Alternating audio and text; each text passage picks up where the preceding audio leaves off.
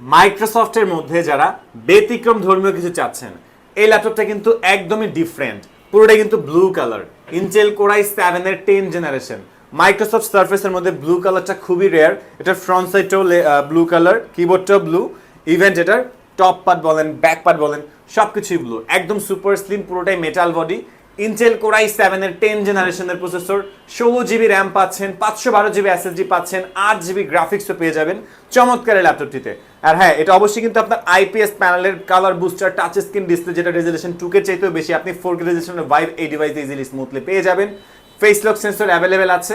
Video editing, graphics design, A to Z সব ধরনের professional কাজ এই ল্যাপটপটাতে আপনি অনায়াসে স্মুথলি করতে পারবেন। একেবারে সুপার স্লিম, সুপার ফ্রেশ, সাথে অবশ্যই অরিজিনাল চার্জার পেয়ে যাবেন।